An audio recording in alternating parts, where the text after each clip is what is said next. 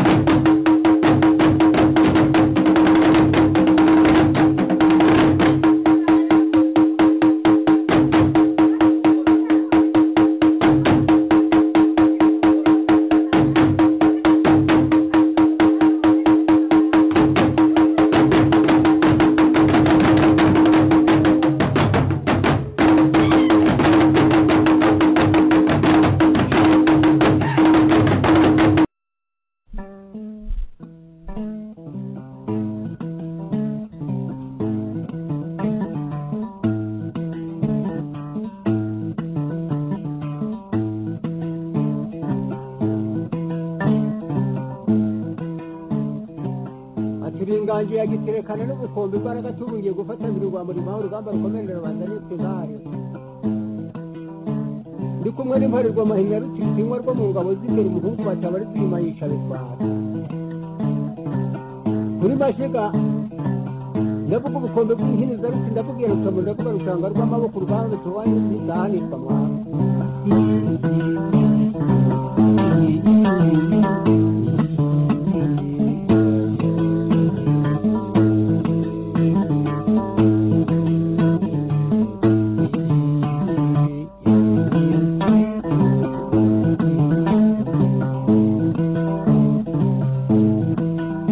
rwayumba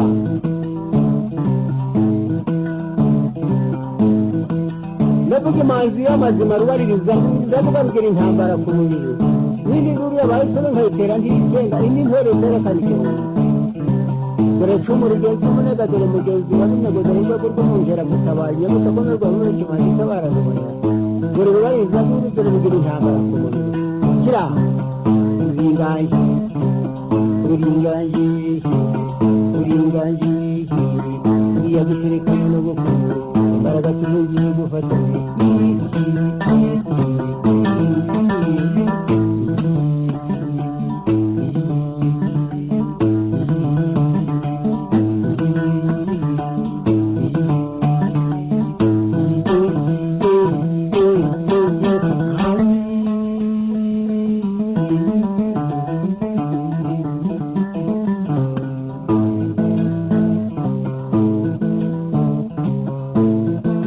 amazima ndiri barinza ndurugirigura intambara ku mubiri n'indi nkuru yabahisemo nkayitera ndikenga indi ntore rutiyekana igihumbi ndavuga ubukombe nyamunini wa rusezera-mpunzi wasingiza wa rusimbi ndavuga umugabo rusenguye imbaboro ndavuga uwa rugina inkataza kurekera ariyo yarogomba gugusinga ntibashaka kurwana ageze mu nkomane za nyakarenga ujya kuvuga imyaka ishema ryica ringanye n'ubukombe ry'amajuru naho mushobora ukazambara ibihingwe nahagize amashuri y'ubutakorera ibihindi bene uyinganye uringaje rwayumba uringaje nyamunini uwa rusezera-mpunzi wasingiza wa rusimbi umugabo rusenga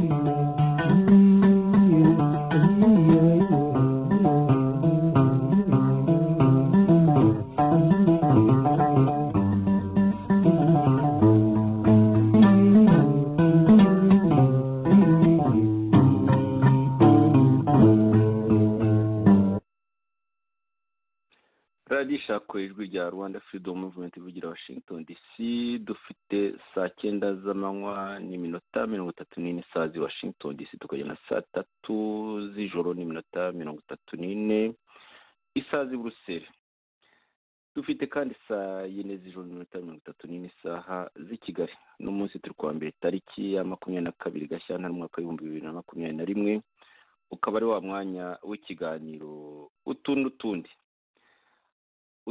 two kuri no tariki ya 22 z'ukwa 2021, twaduhaye inyito imungu y'ikinyoma n'urwango muri politiki nyarwanda igice cya 5, aho tugira tuti zimwe mu ntwaro za FPR-DMI tugomba guhangana nazo ni ikinyoma, ubwoba, ubwicanyi, amacakubiri, gupyinagaza no guhoza ku nkeke. No munsi cyane cyane turibanda kuri FPR-DMI Kagame, kuko hari impfu nyinshi cyane ubona zifite inkomoko muri FPR-DMI Kagame, bityo za FPR-DMI Kayumba, za MNDCDR zinyuranye uyu munsi turaba tuzihoriye, tuzazigarukaho ubutaha, kuko uko mu rusyo akoma n'ingasire, ariko no munsi turakoma urusyo, bityo turavuga kuri FPR-DMI Kagame. Muri kino kiganiro muri kumwe nanjye Joseph Ngarambe, nkaba mbashuhuje, mukaba kandi muri kumwe nk'uko bisanzwe na Jonathan Musonera wazindutse, noneho mushime yazindutse muri studio namunye mu kanya. Jonathan Musonera, reka ngo ufungure mikro, noneho usuza bari batwumva tubone uko twatangiye ikiganiro. Mikro yafunguye Jonathan. Uraho Joseph? Uriho? Mwifashe mutabo? Turashima Imana, ndabona imbeho yagabanutse gakeya. Twese na gakeya, ahubwo hano mu baturanyi turanaturanye, ngira ngo dukunze kubivuga, twebwe ntiyanagabanutse cyane, ahubwo ubu ngubu twavuye muri za munani, munsi ya 0 tugeze muri za 17, 18 n'izuba. Mwe bimeze neza ariko natwe byazamutse, byari muri 12 na 3 gutyo. Namwe ntimwifashe nabi? Kereka mu majyaruguru y'iki gihugu niho haba hakonje, hariya muri za Scotland, mu rukiga rwacyo niho haba horoshye, hagana muri za Scandinavia buriya ariko buriya nabo bagombe ko bagiye munsi ya 0.2. Batandukanijwe n'inyanja, nawe ibyokotsi byabo biba bigenda ariho byerekera. Ntibari byiza nko muri kabiri hejuru ya 0 ubu ngubu? Kuko nabaje muri za Finland hariya nabo bari muri kabiri, bameze neza muri kabiri hejuru ya 0. Hano bari muri 3, 2 ejo ngira ngo. Yego. Ariko haba ubwo nubwo biba bimeze gutya bakonje rwose. Cyane birumvikana, hari n'imiyaga nayo yongera ubukonje ku batabizi, nuko aho ngaho mushobora kuba mufite 12 nawe natwe wenda tuvuge dufite nk'aho ngaho, ariko mufite imiyaga myinshi cyane, umubiri w'umuntu ukabyumva nk'aho muri zera hari, kubera umuyaga, hari umuyaga ukomeza imbeho cyane. Yego, wasuza rero twumva kugira ngo tubone gutangira ikiganiro. Urakoze muvandimwe Joseph, nanone ngushimire kubw'iki kiganiro cyiza waduteguriye cy'utuntu n'utundi dukunze gukora kuri uyu munsi wa mbere. Ubwitange bukomeye bwo kugira ngo ibi biganiro tubashe kubikora, tubashe kugeza ku badukurikira ibitekerezo byacu n'uko tubona igihugu cyacu giteye, ibibazo birimo n'uburyo tubona byabonerwa umuti. Nkaba rero ngushimiye cyane kuri iki kiganiro gikomeye cy'imungu y'ikinyoma n'urwango muri politiki nyarwanda, ahubwo tugeze ku gice cya 5, tukaba turi bwibande cyane ku ngingo zikomeye cyane z'ubwicanyi bwa FPR-DMI nk'uko wari umaze kubivuga. Nkaba nsaba abakunzi bacu badukurikiye rero ngo baze dufatanye muri iki kiganiro, bakomeze kudufasha kuduha ibitekerezo no kudukosora ahakosamye, kandi tujye tubasabira n'imigisha ku Mana kugira ngo ijye idufasha kugira ngo tuzabashe gushyira mu bikorwa imigambi myiza yo gutabara igihugu. Murakoze Joseph. Ndagushimiye nanjye Jonathan. Reka dutangire ikiganiro imungu y'ikinyoma n'urwango muri politiki nyarwanda igice cya 5, aho turi burebe ukuntu zimwe mu ntwaro za FPR-DMI tugomba guhangana nazo ari ikinyoma, ubwoba, ubwicanyi, amacakubiri, gukinagaza no guhoza ku nkeke. Mu gice cya mbere cy'ikiganiro nk'uko bisanzwe rero turebera hamwe muri amakuru y'ingenzi yavuzwe mu cyumweru turangije no mu ntangiriro za kino turimo, tukareba haba mu gihugu cyacu cy'u Rwanda, haba mu mahanga, haba mu karere, ariko rimwe na rimwe tukavuga no ku Rwanda rwa opozisiyo. Rwanda rwa opozisiyo umunsi turuvugaho cyane, uretse ko birumvikana idamange nubwo yavuze ko atari muri opozisiyo, atari mu mashyaka, atari no mu miryango iyo ari yo yose, ibyo ari byose ikibazo cye kirebana na opozisiyo kinafatwa gutyo na FPRDM Kagame, bityo rero nacyo turi butinde mu by'ukuri. Igice cya kabiri cya kino kiganiro tureba ukuntu FPRDM Kagame ikomeje kwiyambika ubusa kubera ubutumwa bwa idamange. Jonathan rero ndumva aribyo twasezeranye kugeza ku bakunzi bacu, nk'uko bisanzwe nyine turebye n'ibihuko bimeze hano mu Burayi, habaye impinduka kubera ibyuka bihumanya ikirere, habaye impinduka ikomeye cyane mu bihe ku isi. Ntakwibagirwa no kuvuga ko muri Amerika nko mu bihugu bitakunze kugira ubukonje cyane nka za Texas ubu bimeze nabi cyane, abaturage baho bafite ingorane, tukaba nyine tubihanganishije. Iyo tuvuze ibihe uko bimeze, ntawakwibagirwa iki cyago cya covid. Ntituri bugitindeho cyane, turakivuga buri munsi, ariko twibutse ko na idamange iryamugwiza Yvonne yari yavuze ati mureke kwisha abaturage, mureke kwicisha abaturage inzara, mwifotoza ngo muri murwanya covid. Mu by'ukuri abaturage bagiye kumarwa n'inzara, baricirwa mu ngo zabo, bicwa n'inzara. Jonathan ibyo twagiye tubivugaho tubyamagana, ariko uwo mwana w'umukobwa araza nyine abivuga mu magambo ye kandi avuga ibyo aruzi, aba yakoreye n'ubushakashatsi aho ngaho ahibereye. Mu byo yazize ibyo biraho n'ibindi bibazo byose by'u Rwanda yavuze. covid rero ntitubitindeho uyu munsi, icyo twavuga gusa ni uko mu Rwanda kuva yavuga iryo jambo ahubwo wagira ngo nyine nabo bakozwe n'isoni, ubanza bajya bazigira nkeya cyane ariko ziciriritse cyane. Bahise bavuga ngo amashuri agiye gufungura, ibi n'ibi bigiye kongera gukora, bityo bagabanya gatoya ibibazo by'abantu nyine bari baheze mu nzu bicirwayo n'inzara, kandi ubutegetsi bukaba bubeshya ko ngo bugerageza kugoboka muri bo batishoboye, bubeshya mu by'ukuri ibyo nyine Madame Idamange yamaganye, ariko natwe twari dusanzwe tubyamagana. Ikindi umuntu yavuga mu byabaye muri kino cyumweru ni urubanza rwa Rusesabagina. Ubona nyine yaburanye rwagiye imuzi, aho nyine bigaragara yuko gahunda yo kugira ngo ahangane n'uwari umwungirije ari we Sankara, uriya twahoranye muri RNC, Nsabimana Karikite uzwi ku izina rya Sankara. Ibyo bashoboye no kugeraho, dore ko nyine babaye nk'abahangana, ariko nyine ibyo nibisanzwe, ni kwa kundi nyine byo guteranya n'amacakubiri biba bisanzwe nyine muri ya leta y'agatsiko ya FPRDM dukomeze kwamagana, ntacyo turi butindeho kundi. Nuko nyine Rusesabagina avuze ati ntimwari mukwiye kumburanishiriza aha ngaha, ndi umunyamahanga, mfite nationalite y'amahanga. Noneho ikindi Jonathan, mbese wabonye ko urubanza barwerekanye rwose, buri wese akarukurikira igitutu ubanza gikora Jonathan, igitutu cy'amahanga ubanza kiriho gikora gatoya, nubwo nyine ari barube bariya abantu, ariko wabonye ko urukiko rwarafunguye imiryango, abantu tubasha gukurikira direct ibintu byose, harimo n'abanyamahanga barimo ambasaderi wa Leta Zunze Ubumwe za Amerika n'abandi n'ababirigi n'abandi. Biriya bintu nabyo ntabwo byagutangaje cyane, ijambo ni ryawe aho ngaho urubanza rwa Rusesabagina. Urakoze muvandimwe Joseph. Erega ntabwo Joseph iriya leta ya FPRDM Kagame izaguma gupfuka ibintu byose kugira ngo bihere.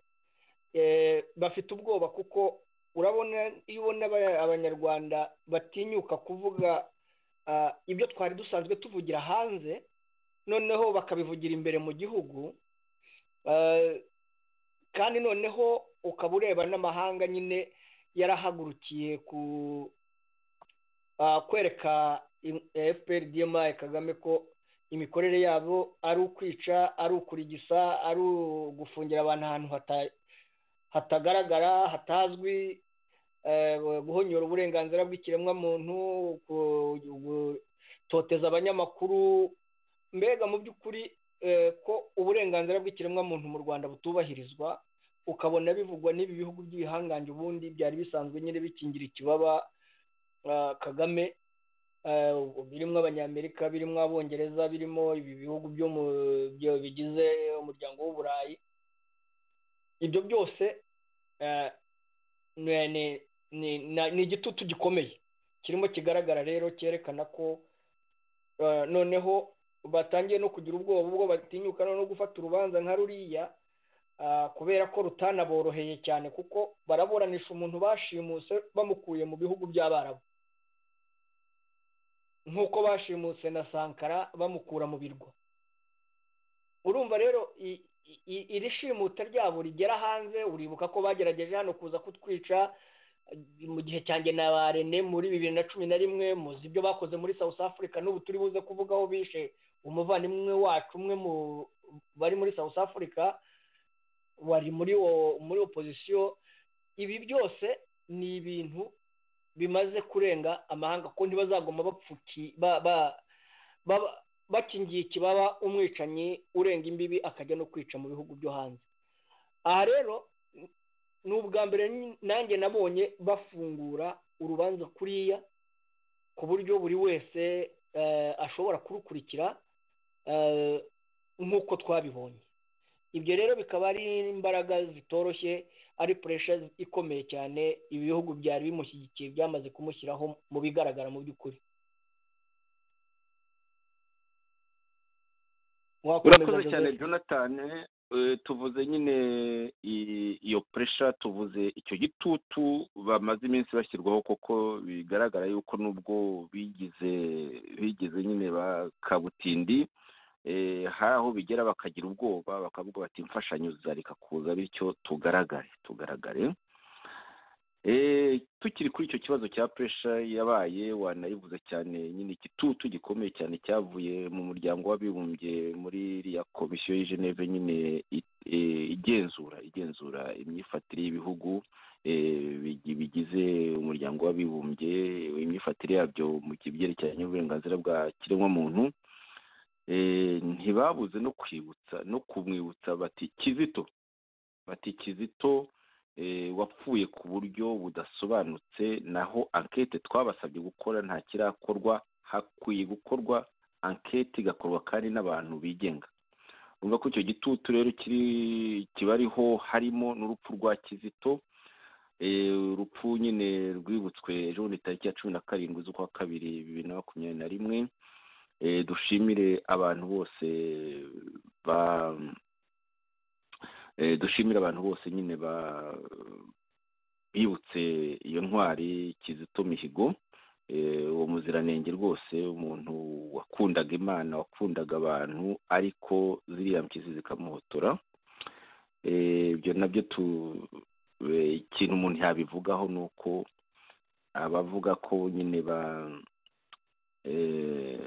bakunze Kizito biyumva mu murage we. Ese Jonathan, ni byiza rwose. Kizito ni nk'izuba, Kizito ni nk'imvura, ni ibintu nyine by'ubuzima. Buri wese nta mpamvu zo kutamwiyumvamo, ariko se inama umuntu yakwiye kubagira ntikwari ukuvuga tuti mbese mwamwiganya ahubwo mukaba nkawe, bityo mukava mu burozi bwa ideoloji za MNDCDR, mukava mu burozi bwa ideoloji za FPR-DMI Kayumba n'ibintu by'ibyo. Urabivugaho iki Jonathan? Yes, nibyo, kubera ko urupfu rwa Kizito ni urupfu rwakoze ku mitima ya buri wese. Mu by'ukuri Kizito nta mwanzi yagiraga, yari umuntu uri aho wiririmbira indirimbo z'Imana, ufasha imfubyi, ufasha abapfakazi, kugerageza kunga abanyarwanda uko bari mu moko yabo kubw'ibibazo byabayeho byagize ingaruka za jenoside. Ibyo rero Kizito nibyo yazize. Nkaba rero nk'uko wari ubinsabye, nasaba rwose abari bafite izo ideoloji zicyubakiye ku rwango rushingiye ku bwoko, rushingiye ku turere, ndavuga urwango ruhoraho rufite amateka akomeye. Dukunze kwibanda cyane ku rwango ruba hagati y'abahutu n'abatutsi, ariko tukibagirira urwango ruba hagati y'abatutsi ubwabo n'abahutu ubwabo, kuko urwango rw'abatutsi ubwabo turuhera mu gihe cya Rucuncu hagati y'Abega n'Abanyiginya, byagaruka bikaza mu gihe cya Habyarimana hakaba urwango rw'abahutu b'Abakiga n'urw'abahutu b'Abanyenduga. Urwo rwango rwananiranye gushira, n'uyu munsi wa none ubibona na hano hanze mu bita ko ari opozisiyo bagicyuzuye urwo rwango. Ibyo rero Kizito nibyo yarwanyaga, ni nabyo yazize, kurwanya ibyo bintu biteye bityo. Aba rero abumva ko bakwiye gukurikira Kizito bakwiye kugira ikirenge mu butumwa yatanze no mu rupfu rwa Kizito icyo yazize, bikabaha guhindura imitekerereze. Iyo mikorere ya FPR-DMI yaba ari iya Kagame yaba ari iya Kayumba, izo za MRND-CDR zigifite ingengabitekerezo y'urwango rushingiye ku bwoko n'akarere, ibyo bintu bakabireka kuko ntacyo bizabamarira. Nibyo turi buze no kugarukaho uyu mubyeyi Idamange Iryamugwiza Yvonne azize, afungiwe azira ibitekerezo byo kugaragaza ibitagenda. Ibyo twavugiraga hanze we yarabitinyutse arabivuga. Nibyo Kizito yazize, nibyo turi buze kugarukaho no kuri uyu mwana w'umusore waburiwe irengero w'umusizi w'umuhanzi ukomeye cyane Bahati Innocent. Ibi rero abanyarwanda muri rusange bose dukwiye guhaguruka iki kintu tukagiharanira, cyo guhora tugerageza kwishyira mu mwanya wundi no kubaka urukundo n'amahoro atabuza uburenganzira mugenzi we.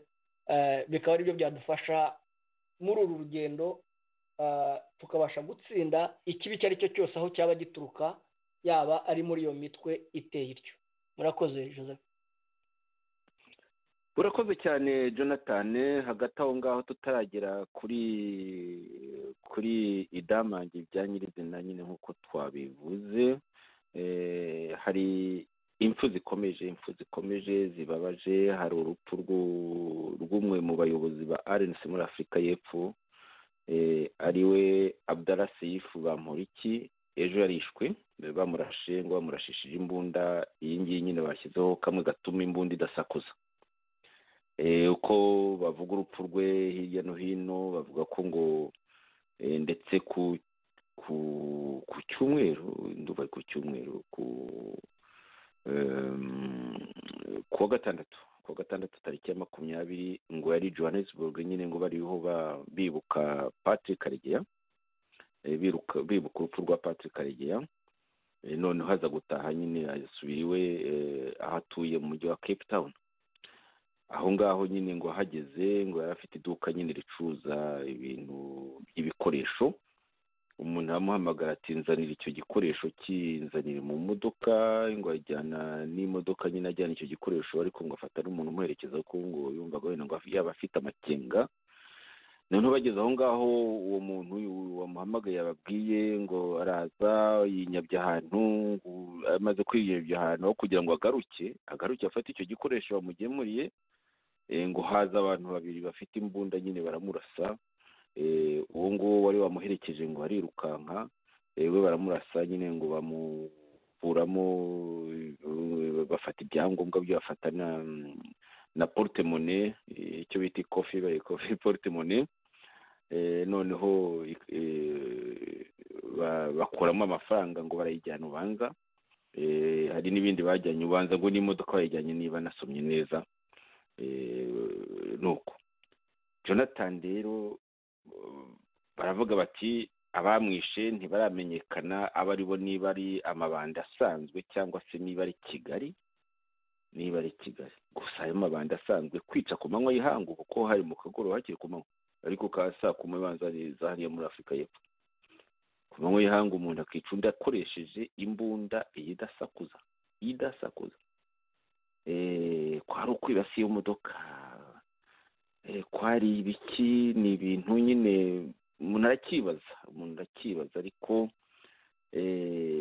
hari n'igihe abantu bashobora kuza nka kuriya muri bya bintu by'ubwoba bimwe twavuze byo gutera ubwoba noneho na crime politique ni ukuvuga ubwicanyi bwa politike bakagerageza kugira nk'aho ari ubwicanyi busanzwe bw'ibisambo ibyo bintu bikunze kubaho kwa kuntu nyine iriya ngoma ikunze gukora hari ibintu byinshi byagomba gutuma umuntu abikeka mbere y'ibyo rero hari no mu karere nako tubijyanire rimwe urupfu rwa ambasaderi w'Ubutaliyani Kinshasa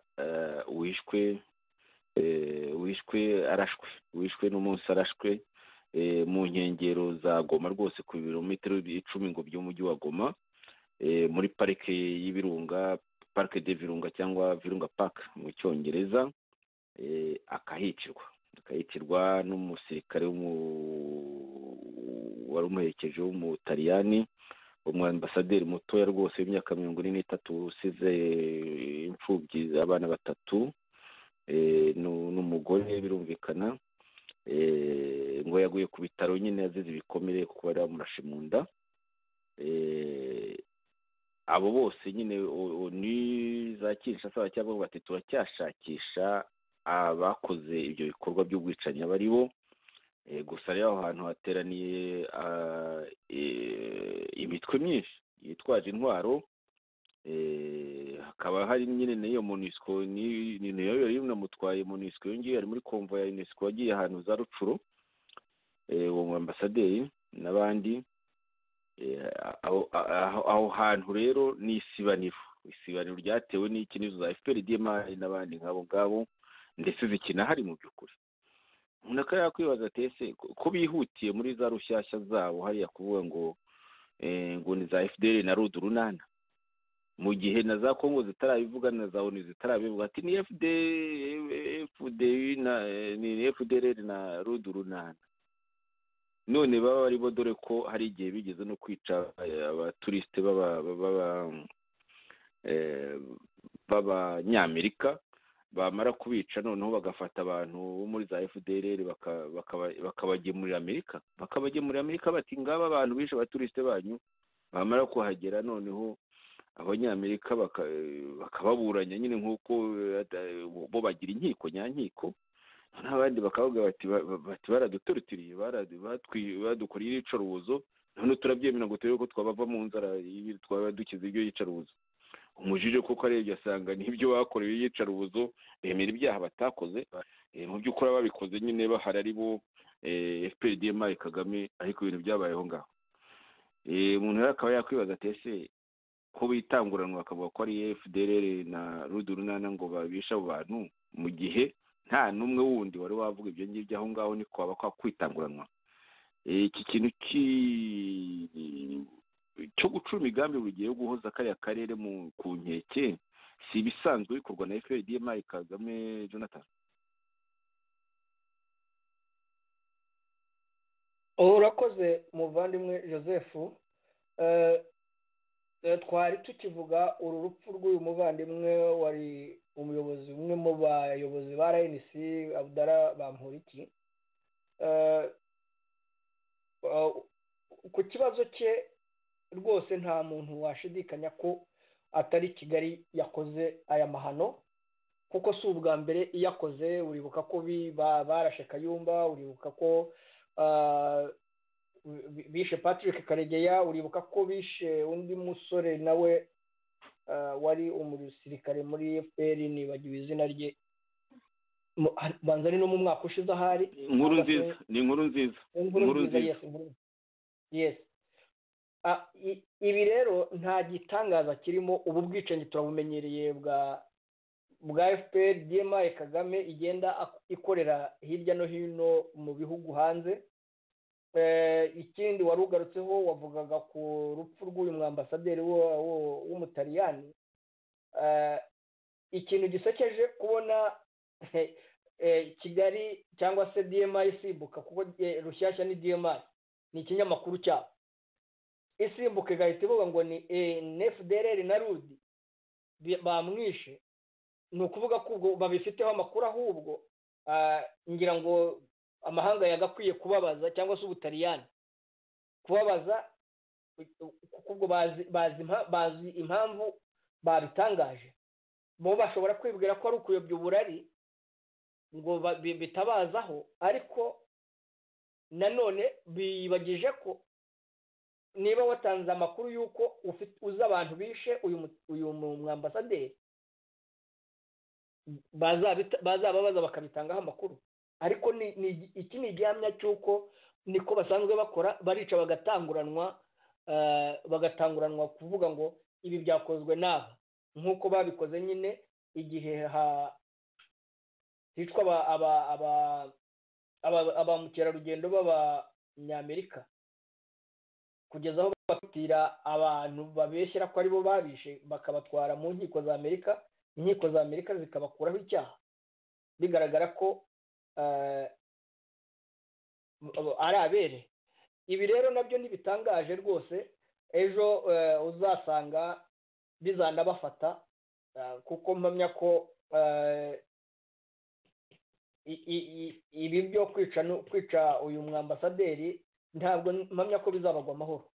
Wenda bashobora kwibwira ngo bagiye kubishyira kuri Kongo, bagiye kubishyira kuri FDLR n'iyo mitwe yindi iri mu mashyamba hariya, ngo basabe amahanga ngo nka bimwe ubushize bagiye bakora kugira ngo bajye mu mashyamba ya Kongo kwica impunzi z'abanyarwanda ziriyo. Iki rero ni ikintu gikomeye cyane, kuko FPR DMI Kagame igeze ahantu hari indimuka, irakora ibintu ubona bidafite mu by'ukuri umurongo, ariko ubundi niko isanzwe. Ahubwo nuko abayikingiraga ikibaba ubu noneho bamaze kugenda banukirwa n'ibyo bikorwa yari asanzwe akora, bakaba babona ko amaherezo bazabishyira hanze nyine uko arushaho kugenda abikora yanduranya.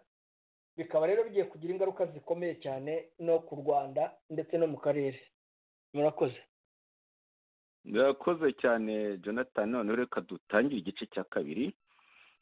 Twahaye ino nyito FPR DMI Kagame ikomeje kwiyambika ubusa kubera ubutumwa bwa Idamange. Ushize ku itariki ya 16 z'ukwa kabiri 2021, hashize iminsi 6 gusa, twatambukije ikiganiro twise Idamange yatanze ubutumwa bukomeye, Rwanda Truth Commission yabwakiriye ite. Jonathan, muri icyo kiganiro wari urimo nk'umuyobozi wa executive ya Rwanda Truth Commission, harimo na Dr. Theogene Rudasingwa nk'umunyamabanga wayo, ndetse na Nkiko Nsengimana nk'umukuru w'inama y'ubuyobozi bwayo. Mwese mwatanze ibitekerezo byanyu ko tubona nyine buriya butumwa bukomeye bwa Idamange, twamushyigikiye tutivuye inyuma, tunareba nyine ibyo ariho akorerwa turanabyamagana, kuko ubutumwa bwa nyuma yatanze butanze ku itariki ya 15, agatsiko gahita nyine kamugabaho ibitero ndetse bashaka kumwica ngo bamurigise, ariko avuze induru bageza ngaho ya polisi nayo yabicanye iraza iramufata, iramujyana ijya kumubika. Ubu ngubu n'ubu aracyavugwa, hari abamushyigikira, tubishime abamushyigikira, ariko bajye banakurikiza mu by'ukuri nk'uko twabivuze kuri Kizito, banakurikiza mesaje za Idamange, zivuga ko ubunyarwanda aricyo kigomba gushyirwa imbere n'ubumuntu bikaba ari byo bishyirwa imbere rwose byiza cyane kumushyigikira ariko atari ukuvuga ngo turamushyigikiye ngo kuko nyine abatutsi bari basubiranamo kuko harimo abatekereza gutyo Jonathan ahubwo abatutsi ntibasigaranemo n'uwo tubusubiremo twebwe ba MNDCD cyangwa ba FPDMI Kayumba. Ibyo byose rero tuba tugomba kubyamagana tukavuga tuti niba uvuze uti Damange aranyuze ibyo avuga wibifata ukundi ngo ubijyane aho bitari. Reka rero turebe ababijyanye aho bitari ku mugaragaro ari bo FPDMI Kagame binyuze mu kinyamakuru cyayo Rushyashya. Reka yakoze inyandiko Rushyashya yakoze inyandiko rwose ku itariki ya 15 wa munsi bamufasha kora inyandiko yo kuvuga ngo amateka ngo ye bashaka kwerekana ko ngo atari umututsi kazi ari umuhutukazi. Turaza kwigarukaho umuntu wese nyine w'umucikacumu cyangwa umututsi kuko nabonye n'abandi babikorera batangira kuvuga ngo kuko ari abahutu nk'abitwa ba Gatanazi bavuga bati yavuye hanze ari mu batutsi bavuye hanze nyine nyuma ya jenoside ariko kuko nyine na Karasira nawe bamushakiye ko ngo ari umwana wa Karamira wa Karamira n'uwande bavuze ngo wa Karamira wa Bucyana nta base batamuhaye. Ibyo byose bagenda bafata nyine umututsi batishimiye ubuze amabi yabo batuye n'umuhutu bagatangira bagakora propaganda Jonathan. Bose barabibakoreye. Reka rero turebe uko banyuze muri Rushyashya babikoreye Damange. Reka twumve ino audio ndende ya hafi y'iminota 8 n'amasegonda 45 ariko ni ngomba kuyumva tukagira icyo tuyivugaho. Reka nze nyishyireho Jonathan uretse gatoya.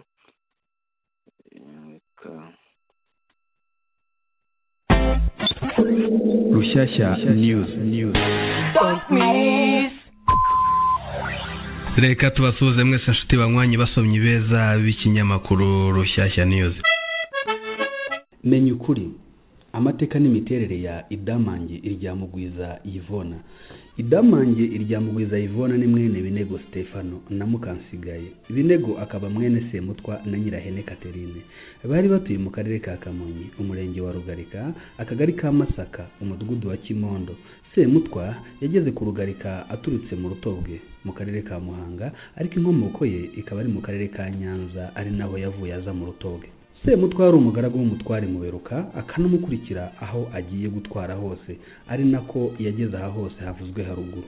Semutwa yari afite abana abakurikira: Binego Stefano, Mukarubogadera, Nyirabagenzi Christiane na Mukaruziga Kirimensiya. Hari undi mwana warezwe kwa Semutwa witwaga Twagirayezu Jean Marie Vianney, yari abereye se wabo. Aba bose baracyariho uretse Binego na Twagirayezu bapfuye mbere ya jenoside.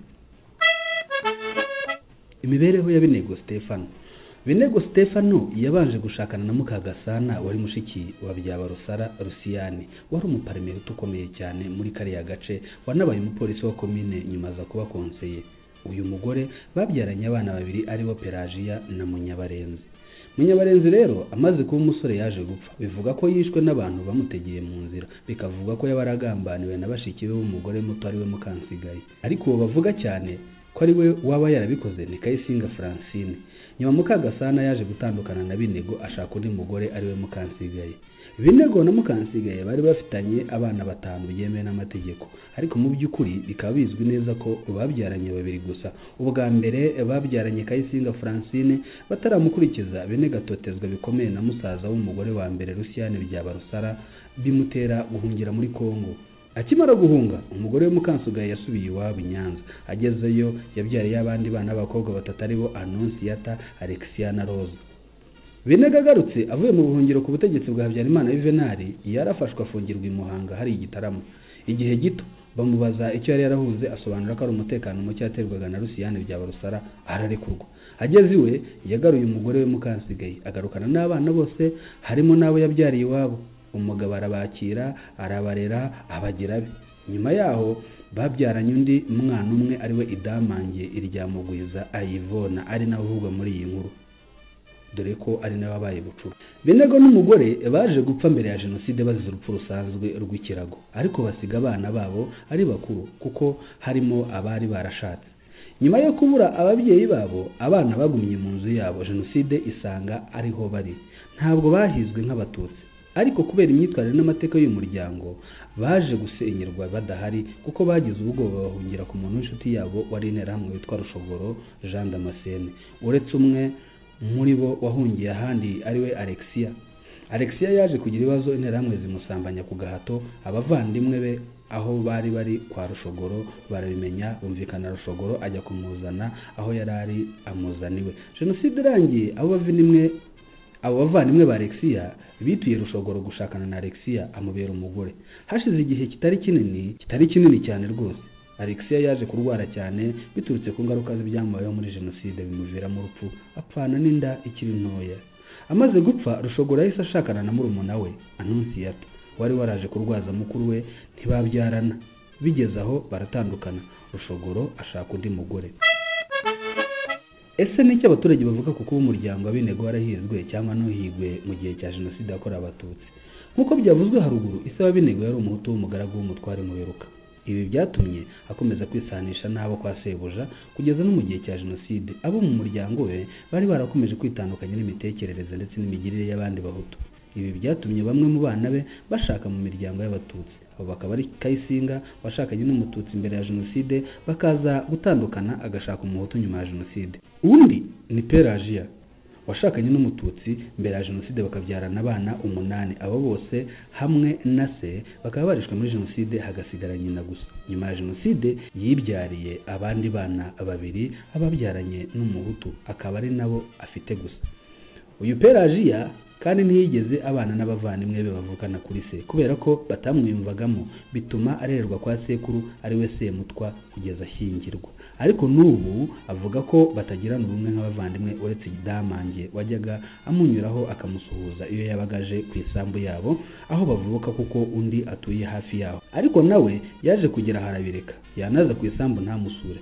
Pelagia avuga ko nyuma ya jenoside yabasabye ko bakunga ubumwe bakabana nk'abavandimwe kuko yabonaga agisigaye wenyine bamaze kumwicira abana n'umugabo. Abavandimwe be barabyanga, akomeza kuba wenyine kugeza ubu. Ni ibihe byihariye ku miterere n'imibereho ya Idamange Iryamugwiza Ayivona? Idamange niwe muto mu bavandimwe be. Yagize amahirwe yo kwiga amashuri yisumbuye Ikansi na Musambira muri Ekoze na kaminuza afashwe na Farge.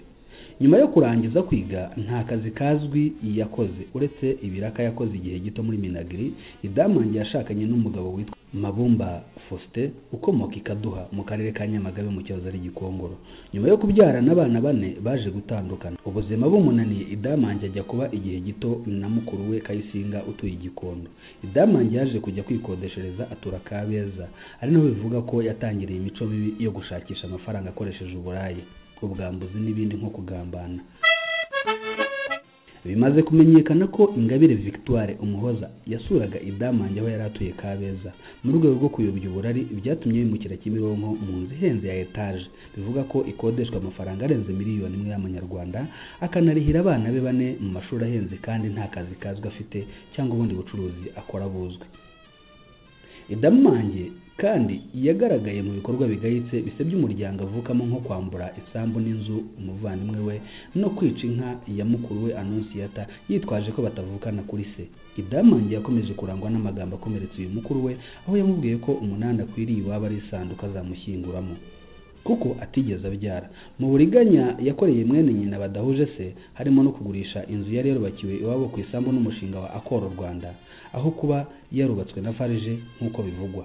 Muri iri rari rya Idamange ryo gushaka amafaranga cyane, yaje kwihuza n'abari ku isonga mu kurwanya leta barimo Ingabire Victoire Umuhoza, bakavuga ko bizwi ko yamusuraga ndetse Idamange agashaka abantu ahuza na Ingabire.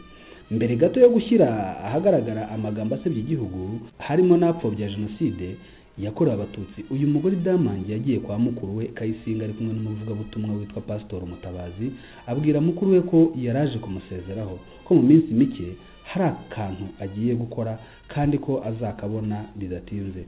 ntiyagira andi makuru amuha. Nyuma y'icyumweru nibwo Idamange yasohoye video ze ayiha umwe mu nshuti ze, amutuma kuyumvisha mukuru we nk'uko yari yabimusezeranyije ko agiye gukora akantu. Kayisinga nk'uko ari we basangiye ababyeyi be bombi niwe bumvikana, bityo nyuma yo kubona ibi bikorwa bibi bya murumuna we ashishikariza abaziranye nabo haba i Kigali n'iwabo ku ivuko kudatanga amakuru nyayo mu itangazamakuru no mu buyobozi. Aya makuru yatanzwe n'abantu batandukanye barimo n'abaturanyi b'uyu muryango kuva kera, bamwe bakaba bari no mu nzego za Ibuka yaho. Ni abantu bakuze mu myaka bazi neza amateka ya Idamange Iryamugwiza Yvonne n'umuryango we.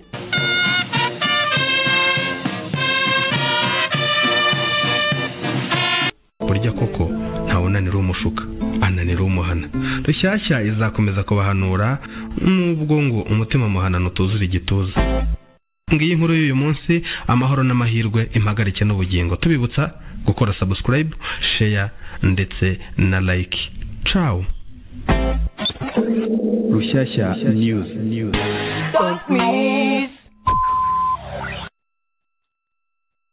Jonathan, wumvise iryo shyano Rushyashya kangura y'ubu mu by'ukuri, ikinyamakuru cya DMI cya FPR DMI, wumvise nyine kuri iyo tariki ya 15 umunsi bamufasheho nyine ukuntu mu kanya gato uzi ko ayo makasete ye nako ayo ma YouTube ye yayatangiye ku itariki ya 31 z'ukwa mbere. Urumva mu byumweru bibiri gusa bamukoreye iyo dosiye yo kumwangiza mu byumweru bibiri gusa, kandi kumwangiza n'ubwo ko ari umuhutu. Mu yandi magambo nyine urumva bavuga ngo mu by'amoko ngo byavuyeho ngo byahoze ari bya MNDCD, ariko uyu muntu mubi wese aba ari umuhutu.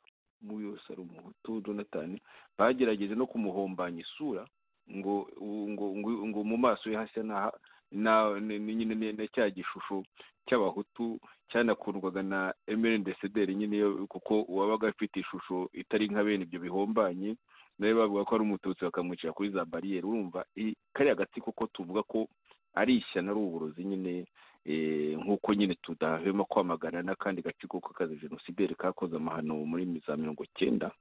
ni bamwe bose Jonathan. Ibyo rero bamukoreye kuri iyo tariki ya 15 nyine nk'uko tumaze kubyumva, biri no mu nyandiko. Iyo ni audio nyine bashyize kuri YouTube, ariko biri no mu nyandiko. N'inyandiko nyine bashyizeho kuri iyo tariki ya 15 neza ivuga gutyo, kuko uwivuga arasoma iyo nyandiko. Mbere yaho icyumweru imbere yaho ku itariki ya 8 nuko hashize gusa icyumweru kimwe gusa atangiye gusohora za audio kuri YouTube, nako ni za video kuri YouTube. Naho baramwanzamye. Ikinyamakuru Igihe nacyo cya FPR DMI kiradika ku itariki ya 8 Gashyantare rero, kiti umugabo wa Idamange wumvikanye mu mvugo umugabo wa Idamange wumvikanye mu mvugo zipfobya jenoside yitandukanije nawe. Ibukayo isaba ko akurikiranwa. Aho turi ku itariki ya 8 Jonathan. Urumva ko nyine bumvise avuga nyine ku bibazo by'u Rwanda, ataranavuga iriya mpuruza yo ku itariki ya 15. Tariki ya 31 gusa n'indi audio yakurikiyeho. Tariki ya 8 bamwanjanye bamuteza umugabo. Aho ntacyo bikwibutsa Jonathan, bamuteza umugabo we nk'uko baguteje muri Munawe Martin muri Rwanda Day i London, noneho nawe akakwihakana. Uraza kugira icyo bivugaho. Bahita bajya mu muryango, bakawujagajaga nyine, bagateranya umuryango, bakagerageza kukwangiza no kwangiza umuryango wawe wose ukungana. Icyo kintu ni ikintu ginuzi ubugome n'aba jenoside y'abantu nyine ku buryo bwose yumva ko bamutangiye rugikubita bati umugabo wa Idamange wumvikanye mu mvugo zipfobya jenoside yitandukanije nawe. Ibuka yisaba ko akurikiranwa.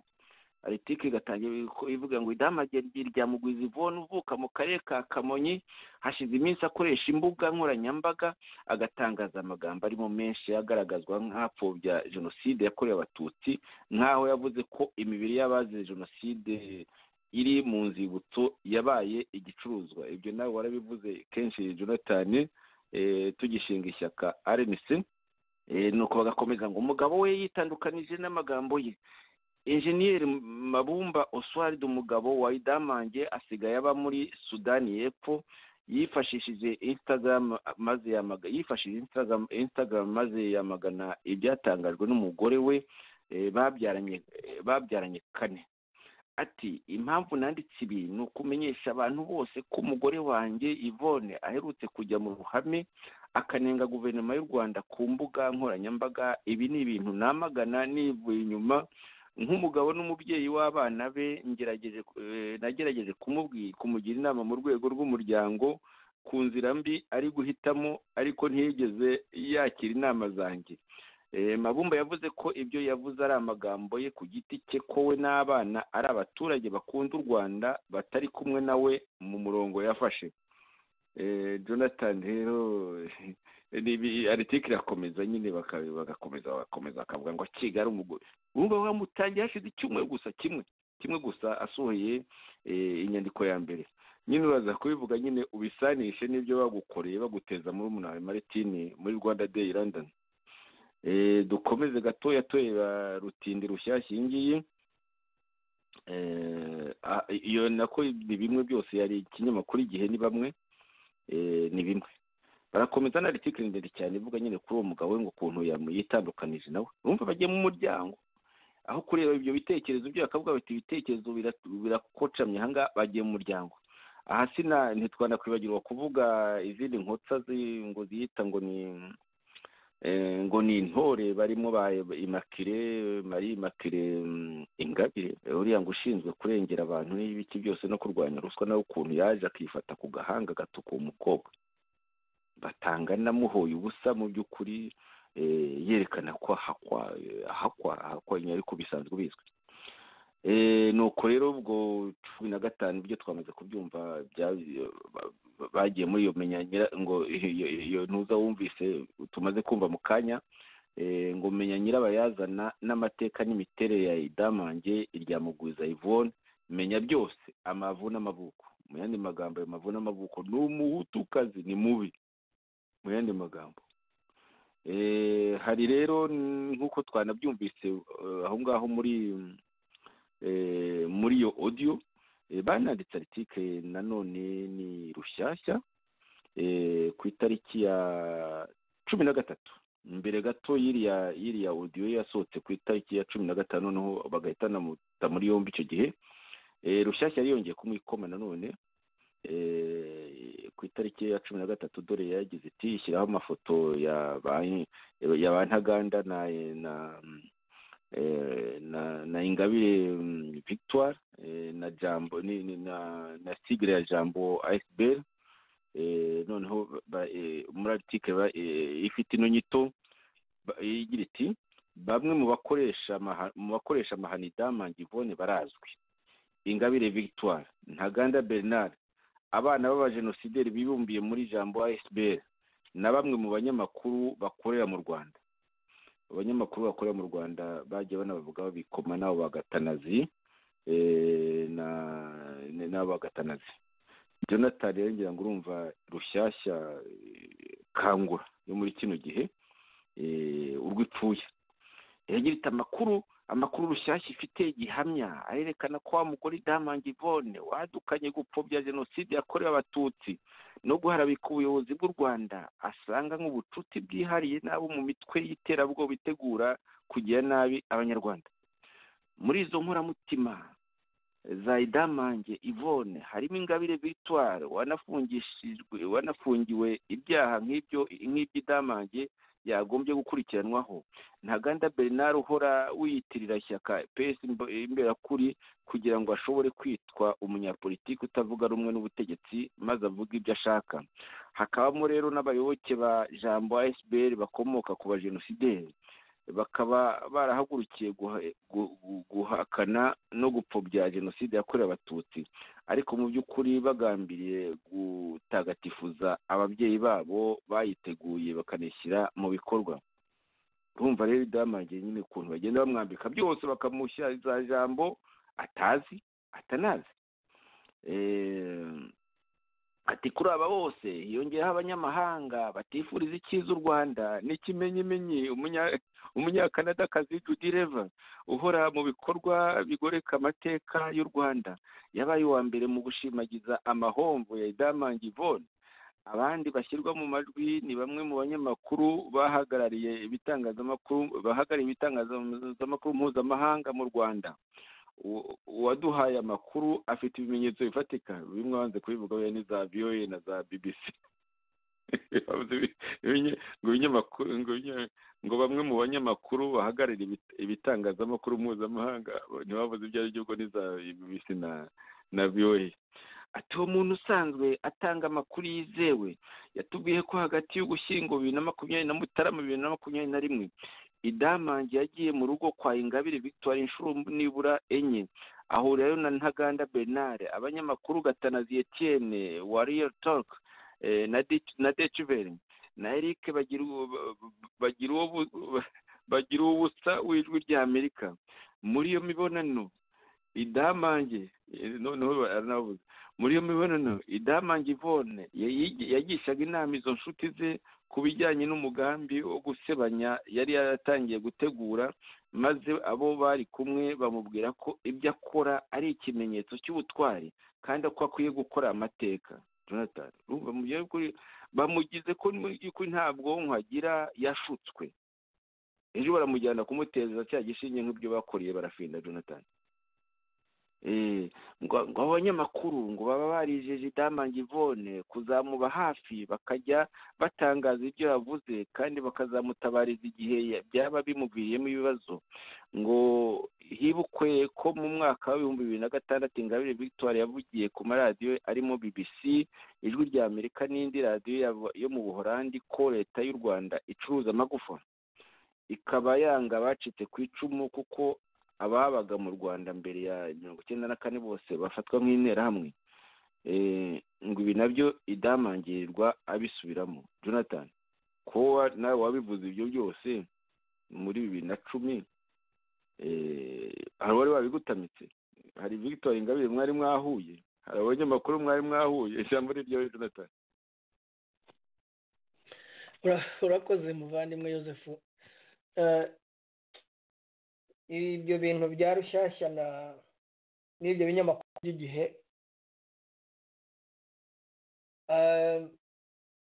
mu by'ukuri ni amashami ya DMI, nta nubwo ari n'ibinyamakuru nyakuri, ni ibinyamakuru bivuga ibyo FPR DMI iba yabahaye n'abakozi bayo bagomba nyine gusebanya. Ariko noneho izi ngengabitekerezo za FPR DMI yubakiyeho mu by'ukuri ni ingengabitekerezo zirimo urwango rukabije. Twajyaga tubivuga kenshi, ukabona abantu ntabwo mu by'ukuri babisobanukirwa neza. Ariko noneho kuva abacikacumu rya jenoside yakorewe abatutsi bari mu gihugu ndetse na bamwe mu banyamakuru bigenga bamaze kubona ukuri, babasha gutumira abantu. By'abanyamakuru nta nubwo bomba veba, kuko abanyamakuru batumiza abantu bakavuga ibitekerezo byabo. Ntabwo rero umunyamakuru hari aho bahuriye n'ibitekerezo by'uwo yatumiye. Ibyo ngibyo byo ni n'ubuswa bwa Kigali yo kutemerera ibitangazamakuru ngo bireke abantu bavuge ibyo batekereza. Ariko noneho reka tugaruke kuri iki kibazo cya Madamu Idamange Iryamugwiza Yvonne, kuko iki kibazo cyashyize hanze mu by'ukuri ubundi ibyajyaga bivugwa n'abantu bari hanze batari mu gihugu imbere, kandi noneho biravugwa n'abacikacumu bagaragaza akababaro kabo aho kugira ngo bakumve bakabahemba kubica no kubafunga. Ibyo nibyo Kizito Mihigo yazize, yazize indirimbo ye igisobanuro cy'urupfu. Burya ntuzanashakira ahandi urupfu rwa Kizito, burya inkomoko yarwo ni kuri iriya ndirimbo, kubera ko yasabaga ubumwe n'ubwiyunge no kugira ngo abahutu bishwe cyangwa se n'abandi bantu bishwe bahabwe uburenganzira bwo kwibuka ababo no kuvuga akababaro bagiriwe. Ari nabyo uyu mudamu Idamange yavuze mu by'ukuri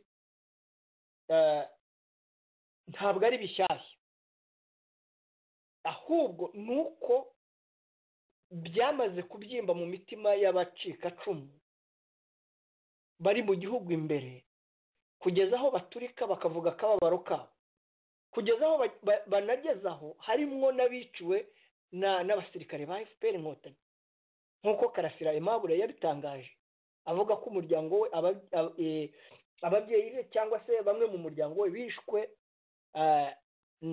n'abasirikare b'Inkotanyi. Ubundi ibyo bintu nitwe twabivugiraga hanze tuvuga ayo mateka kuko tuyazi, twayabayemo, bikaba ikibazo cyo kuduhiga hano hanze. Ariko noneho kubona aka kababaro kagezaho uyu mubyeyi Idamange agezaho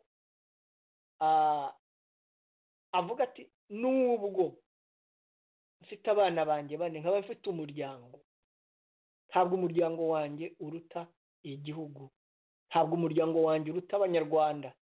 Ubu butumwa ibyo abantu batinya kuvuga bitumye mu mitima y'abanyarwanda batavuga babaye ibiragi, ngiye kubivuga mbigitambo cyabo, mbigitambo cya demokarasi. Uyu mudamu ni intwari itangaje ku buryo nk'uko twabivugaga mu kiganiro ubushize, yamaze kugera mu mateka y'u Rwanda.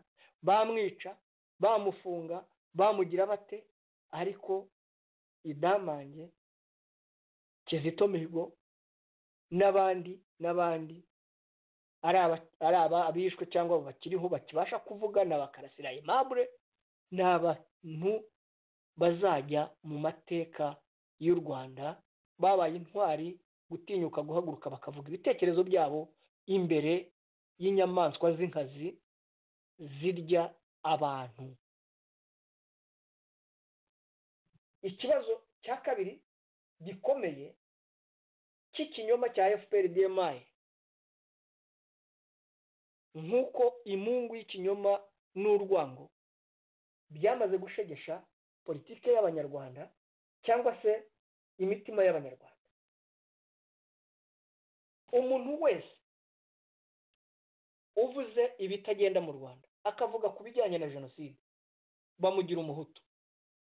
Icyo kibazo cyo kuvuga ngo umuntu uvuze ku bitagenda bamugize umuhutu, ibyo bivuze iki? Icyo bivuze ni uko mu by'ukuri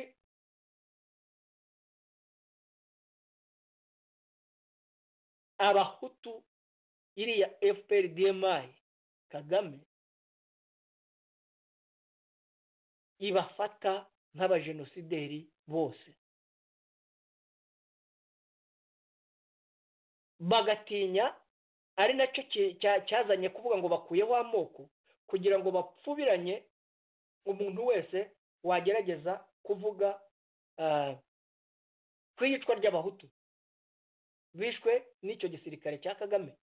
Uku gupfukirana, gushyiraho amategeko y'uko ugize icyo avuga bamuhindura umujenosideri, bamuhindura upfobya jenoside. Noneho rero bimaze kubabera umusaraba, kuko noneho biravugwa n'abatutsi, noneho ubu nabo barimo barabashakira, kandi abatutsi b'abaresikape b'abacikacumu barabashakira ibyaha ngo by'ingengabitekerezo ya jenoside. Idamange aravuga ku bijyanye n'amagufa. Ibi bintu nabivuzeho imyaka myinshi, nerekana ko no mu muco nyarwanda amagufa y'abanyarwanda cyangwa se y'abantu, imibiri y'abantu itamanikwa, ishyingurwa. Iki kikaba ikibazo gikomeye kuri Idamange, kuko yabivugiye imbere yabo bumva ntibabasha kubyihanganira.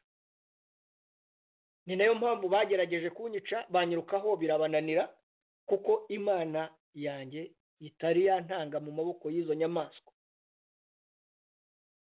Idamange yashiritse ubwoba, avuga ibiri mu mutima we, avuga n'ibiri mu mitima y'abanyarwanda. Video nakoze muri 2013 mvuga kuri ibi bintu by'amagufa y'ababyeyi bacu n'abavandimwe bacu n'inshuti amanitse hariya muri buriya bubati bw'inzibutso. Naho niyo nigeze kuvuga nerekana uburyo ayo magufa bayataburura bakayaronga bakayasiga imiti ngo atagira. watanze urugero rw'ababyeyi bawe n'abavandimwe mwari mwarahambye mu cyubahiro bakabataburuza ku ngufu. Watanze n'urugero Jonathan. Yes. Ubundi bajya kotsa igitutu umuryango wawe ngo baze bakwamagane nk'uko nyine bakora nyine ubugome bwinshi cyane Jonathan. Rwose ibyo ngibyo wanakwibaza utese nanasobanuye ko n'imbwa iyo wasanze yaguye aho imbwa zipfira ku muhanda cyangwa imbwa bazikuraho bakazishyingura, ariko wabona biriya bintu Joseph, biriya bintu ni trauma, ni agashinyaguro batera trauma mu bana b'abanyarwanda no kwigisha urwango hagati y'abana bavuka nyuma ya jenoside. Bagenda bereka bati dore nk'abana b'abahutu bati dore ibyo bene wanyu bakoze byose, bakabyitirira ubwoko. Abatutsi bakavuga bati muramenye dore abahutu bazabamara, dore ibyo bagize imiryango yanyu. Urwo rwango babiba nirwo twamye twamagana. Nta nubwo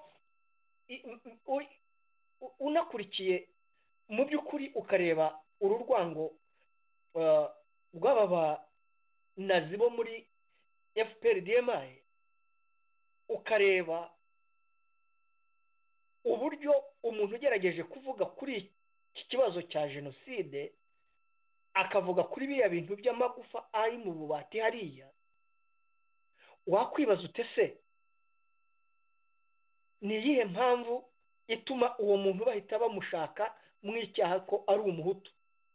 Ari nayo mpamvu bagiye gushaka ibintu by'inkomoko za Idamange baza baterateranya aho ngaho ngo bumvikanishe ko ari umuhutu. Bivuze ko ari umujenosideri, bivuze ko atari umunyarwanda, ari umuntu ukwiye kumanikwa.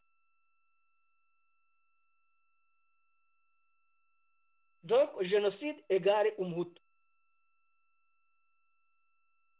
umujenosideri égale umuhutu. Wakwibaza utese abahutu bapfuye banishwe na mbere yuko jenoside itangira, abahutu bapfuye tukiri mu ntambara kuva 90. Nagiye mbitangaza inshuro nyinshi, yaba muri training wing Nyakivara, Gishuro, Karama, Gabiro, yaba abishwe mu ntambara mu bitero, abishwe Byumba, Ruhengeri, Gisenyi, Gikongoro, Butare, Kibuye,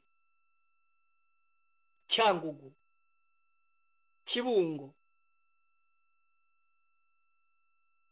Ukibaza utese abo ngabo bo ntabwo ari abanyarwanda? Ubwo ubivuze abaye umujenosideri. None ubu ngubu babuze umurongo kubera ko abatutsi batangiye kugaragaza uko kuri, ahubwo bitege n'abandi bazaza bavuge, ntibafungura imiryango ya gereza, batyaza imipanga yabo bice, kuko ntabwo bazabamara. Ntibazahagarika abantu kuvuga, ntabwo bazabica ngo babamare. Ibi bintu bigomba guhagarara.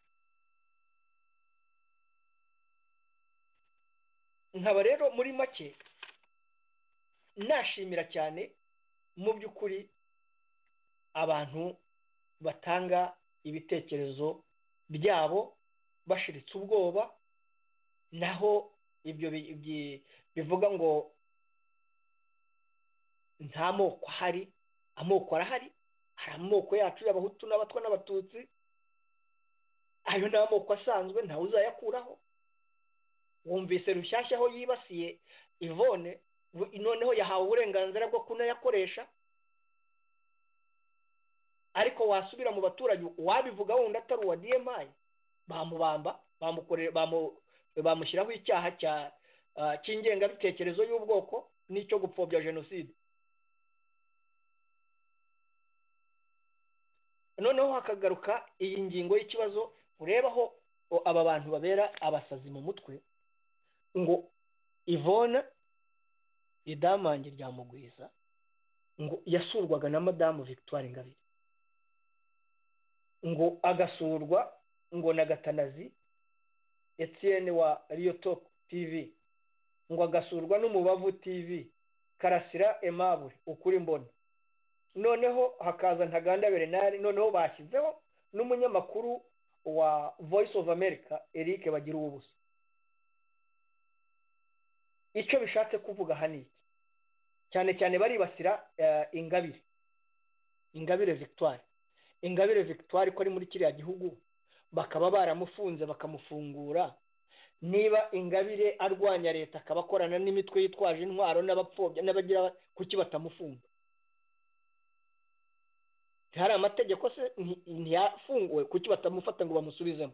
Bernard Ntaganda bavuga ngo ariyitirira ngo ikinyamakuru, ubwo ariyitirira ngo ikinyamakuru, ariyitirira ikinyamakuru ari we wagishinze, ari we nyiraho. Ishyaka yashinze, ishyaka nako ishyaka ariyitirira ishyaka yashinze, bakariya Mukabuna. Ntabwo bari mwambaye kuko ishyaka Yosefu ni ibitekerezo n'izina, ntabwo baritwaye kuko aracyarifite, niwe warishinze, niwe warizanye n'ibitekerezo bye. Abandi batwara iryo zina, bagatwara iryo zina, ariko iryo zina ni Bernard watangije ishyaka, ni nawe nyiraryo, ntibashobora kurimwambura. Tugane ku musozo, tumaze isaha irenze. Hari icyo nagira ngo nkwibutse tugere kuri Rushyashya. Ugeze kuvuga uti training wing, wayivuze mu kanya uvuga ko bayiciraga abahutu, niba numvise neza niko bimeze. Ariko ugeze ikinyibutsa ko banabiyenzagaho nyine abo babicanyi bari barize kwicana nyine, mwebwe muje gusa ngo muje gutabara igihugu nyine, kuza guhindura ibintu mu Rwanda, abanyarwanda bakabana, ariko bafite umugambi mubisha nyine. Basigaye berekana, noneho basigaye byarabananiye guhisha. Babitaga ba Jean Claude Jonathan babitaga ba Jean Claude, ubwo training nyine babiyenzaga. Abacitse ku icumu. Yes. Yego. Babita ba Jean Claude ngo bagushotere nyine, ngo Jean Claude, kugira ngo nyine uvuge bagukubita agafundi. Aha rero muri Rushyashya ni aho ngabo, ntabwo ari kudushotora, ni amazina yagaragazaga ko turi abo muri francophone, abantu baturuka mu donc bataturutse mu bihugu by'abangorofone, impunzi. Urumva? Noneho kuvuga ngo abatutsi bari i Rwanda basigaye mu gihugu bafatwaga nk'abahutu bari mu gihugu. Yego. Nta gaciro twari dufite natwe, babonaga uri umututsi ariko bakubaraga nk'umuhutu, bakibaza ngo kuki utahunze. Icyo nashaka kugeraho Jonathan ni uko nyine naho muri Rushyashya bari barakoresha abo ngabo, abo batutsi b'abafrancophone babaye mu Rwanda. Reka nkubwire, Rushyashya yahanzwe na Jean Gualbert Burasa, akaba ari umuhungu wabo wa Kameya Andre, ni nawe wamwigisha iby'itangazamakuru. Kameya Andre yarazwi cyane, urabizi, nyakwigendera Imana muri uruko bidashira, wari umupere, afite ikinyamakuru cyitwaga Rwanda Rushya, cyari kizwi cyane, kirengera ku mugaragaro abanyarwanda muri rusange, ariko abatutsi ku buryo bw'umwihariko, kitabisha rwose, ariko kibikora mu buryo bwumvikana rwose, buvuga ukuri. noneho Jean Gualbert uwo nguwo burasa nyine se wabo Kamere niwe wamwigishije nyine iby'itangazamakuru muri icyo kinyamakuru cye rushye Rwanda rushya. Noneho nawe muri mwaka wa 2000 ahimba kino kinyamakuru Rushyashya. Nawe yabanje kujya ajya mu buroko bamukubita mu buroko bageza bamushyira ku murongo nyine aba nyine yemera kuba yambwa babwira ko uruma batiruma uyu nguyu ikamuruma. Yaje no kwitaba Imana ku itariki ya 11 z'ukwa gatanu 2020. Ni ukuvuga ko hagiye gushira umwaka ntabwo urashira. Ngo azize indwara Jonathan. Nabyo muri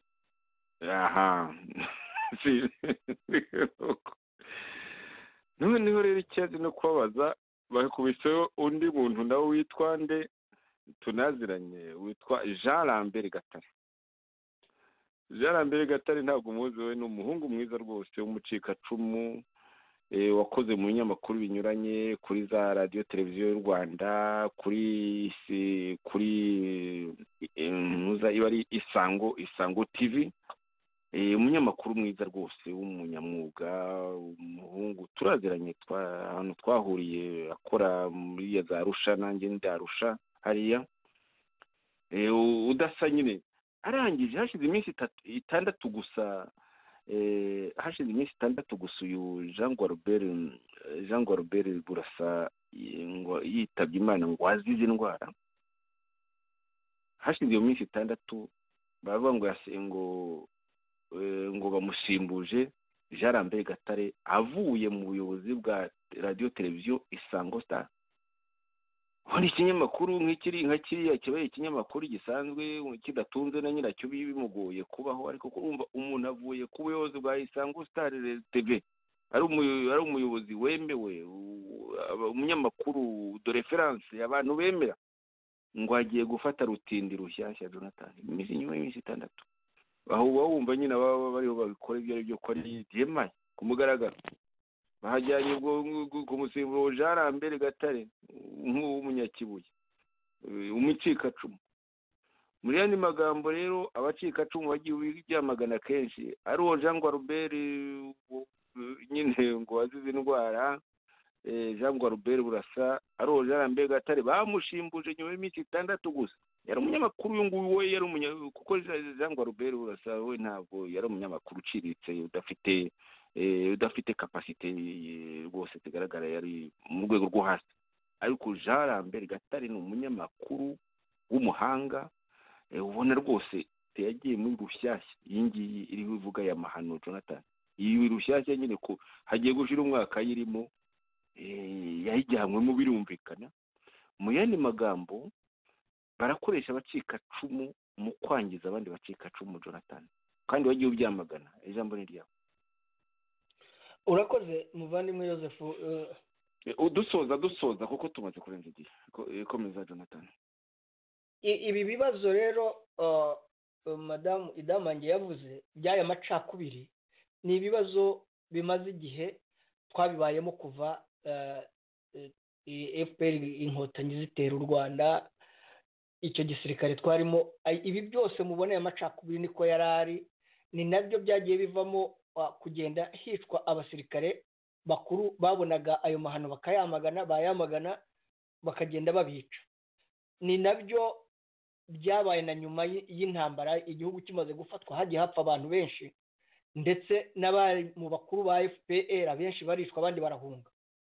Aha rero ibi bibazo byose turimo tubona ntabwo ari ibibazo bishyashya, ahubwo ni ibibazo bimaze kurenga imitima y'abanyarwanda, kugeza aho havuka abantu nk'aba Idamange, hakaza abantu nk'aba Karasira, hakaza ibi binyamakuru biha ijambo noneho umuntu wese ushobora gutanga ibitekerezo bye, ari byo binyamakuru bya Rio Talk, cya Gatanazi Etienne, cy'Umubavu TV.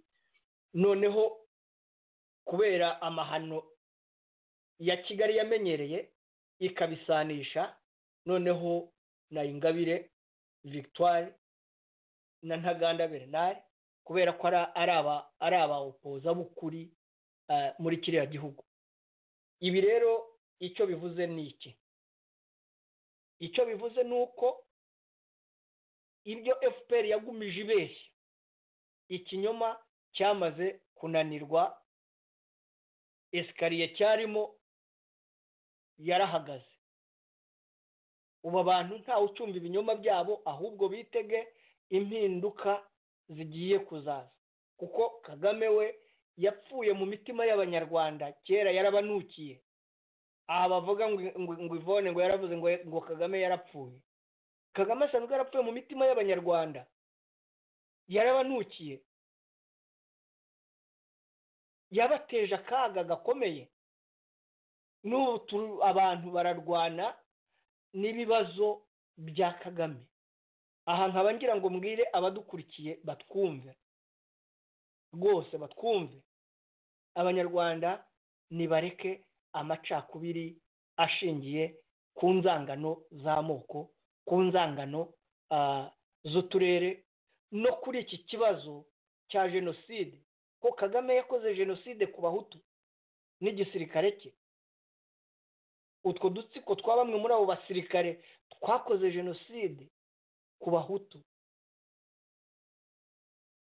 barabashutse bahanura indege, bamaze guhanura indege bari bazi neza ko MRND isanzwe ifite urwango ku batutsi, iri bwijugunye mu batutsi ikica, noneho bo bakabona uburyo bwo gufata igihugu bakica n'abahutu uko babishaka, kuko n'ubundi bari basanzwe bica n'ubasanze kubafasha mu ntambara.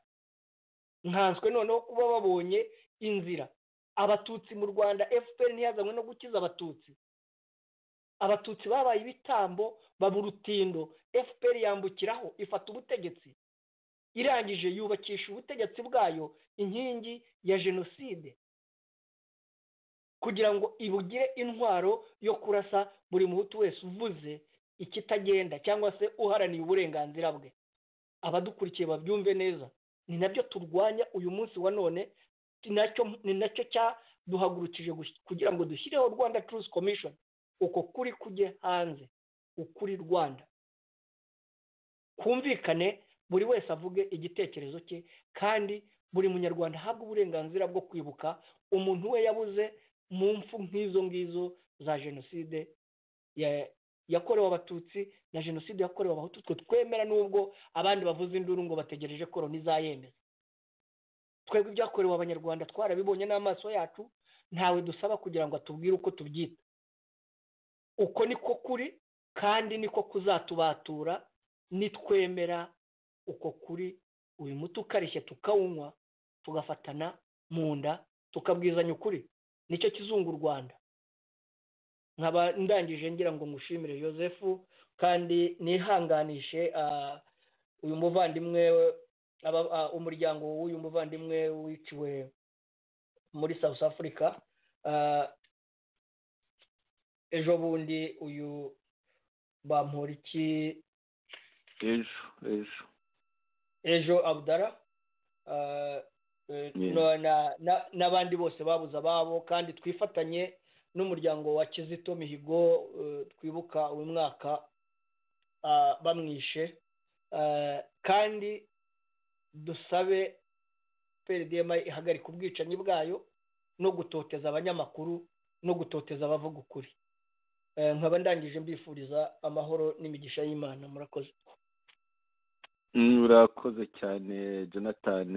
inshuti muduteze amatwi, cyari ikiganiro imungu y'ikinyoma n'urwango muri politike nyarwanda, igice cya 5, aho twashyize ahagaragara dutanga ingero, dushyira ahagaragara intwaro za FPDM tugomba guhangana nazo, arizo ikinyoma, ubwoba, ubwicanyi, amacakubiri, gukinagaza no guhoza ku nkeke. ibyo byose rero tugomba kubirwanya, kandi tugomba no kubirwanya muri opposition, kuko uko mu rusyo akoma n'ingasire niko dukora. mwari kumwe nanjye Joseph Ngarambe hamwe na Jonathan Musonera. nshuti mwari muduteze amatwi, ijoro ryiza aho bwije, ni igitondo cyiza n'umunsi mwiza aho bwakeye.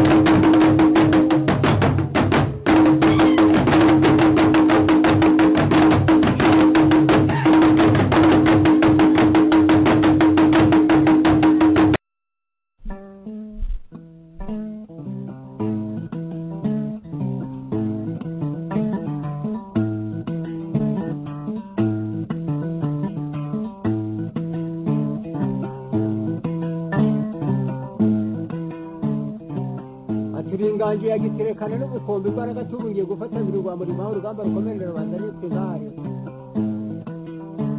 ndi kumwe n'imparirwa mahinya rutitinywa rwo mu ngabo z'imbere umuhungu bataba ari twima yica bitwara kuri mashiga ndavuga ubukombe bw'inkiniza ruti ndavuga rutomo ndavuga rushanga rw'amaboko urwanda tubanye n'izahanirwa mwana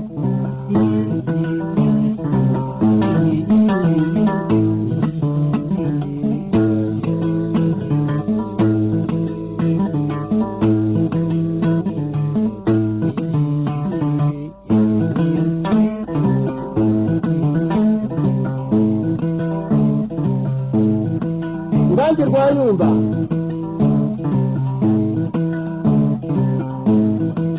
ndavuga imanzi y'amazima rubaririza ndavuga rugira intambara ku mubiri n'indi nkuru yabahisemo nkayitera ntiyigenga indi ntore zerekana igihumbi dore cumu rugenzi umunega dore mugenzi wa n'intego dore urwego rw'umwungera gutabara inyabuta ko n'urwa muri kimanzi itabara rubona dore rubaririza nkuru dore rugira intambara ku mubiri kira